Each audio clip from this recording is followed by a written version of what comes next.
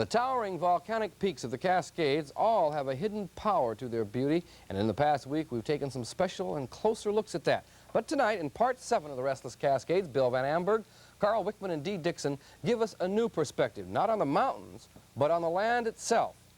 Our Northwest is a region of lava, and especially in central Oregon, a world made from the inside out. This entire Cascade region has been shaped by volcanics, but not always by volcanoes as we've seen up on Mount St. Helens. Quite often it takes a very different form. I'm standing in the middle of a massive crater called simply Hole in the Ground, but the name becomes obvious very quickly. It is a crater 1 mile across and 500 feet deep, and it was formed when molten rock coming up through the ground met the water table and had a massive steam eruption. Amazing that the blast would have created such a perfect shape, exposing buried earth layers to a symmetrical view.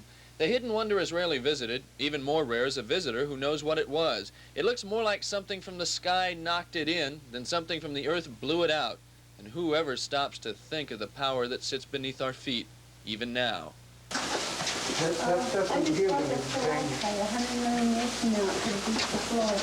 Known as lava river caves, these are actually lava tubes, tunnels, pipelines made of lava that carried rivers of lava. Like a cave, these passages can go on for miles where they have not collapsed, sometimes cavernous, at times claustrophobic. But we are actually walking inside a lava flow of several thousand years ago. Around us was molten rock, but as the flow moved, it cooled on the edges, while the hotter middle, still fluid, kept moving. Hardening around that flowing middle, the flow made a rigid conduit, insulating the lava and channeling it from the vent. When the flow stopped, the lava drained out, leaving its fossil root written in rock, and allowing the cooler members of nature to start their work inside. These fascinating lava caves are older than many of the lava flows in the area, and though well preserved, they are slowly, like most caves, falling apart. The roof will fall in at places, water will drip to form new structures. But in their day, they were perfect for channeling the flow of lava out and onto the surface.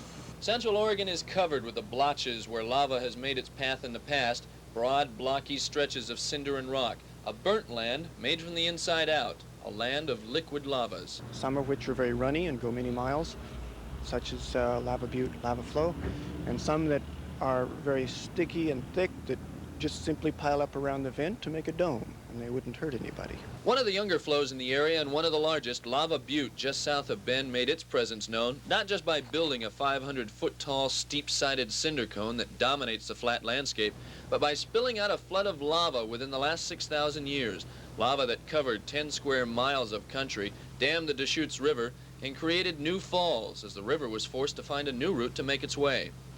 More eerie than spectacular, the specter of lava-cast forest. This was lava of a different type, much cooler, slower moving. It ate a forest at this spot, but the dying trees left a literal signal fire that they had lived, their own shapes etched in volcanic history, tubes now marking the position towering pines last lived in. The lava engulfed these trees, but as the water in them turned to steam as their bark burned, it also cooled the lava enough to harden it. Like a bug caught in amber, these trees died, but survive. No one has seen real lava flow on this blocky ground, not the earliest white settlers over 100 years ago. But we know the flows were here, we know what they were like, and we know they burned their liquid paths in a not-so-distant past. Many people say, well, if we'd only been here several thousands of years ago, we'd seen this whole thing form. Well, that's not quite the proper perspective. We're in the middle of it right now, and it just happens to be a quiet time. It is a quiet time, we think, but our time scale is different than the Cascades is. Its past could become our present. Mount St. Helens has taught us a lot about the intense power of a volcano, but it hasn't taught us everything about volcanics. This entire northwest area is a land turned inside out, a land of lava flows and massive peaks, a land of constant destruction and creation. It's a never-ending cycle. And if there's one thing that we can learn by studying our backyard, the Cascades, is that it's a restless range of never-ending movement, a range that, even though sleeping, is constantly growing. From Lava Lands in Central Oregon, I'm Bill Van Amberg for Channel 2 News.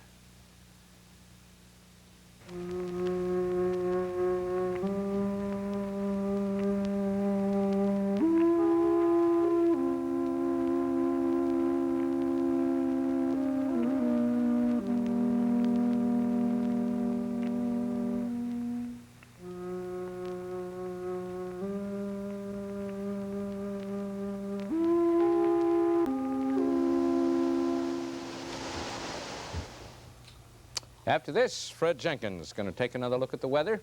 First, a commercial.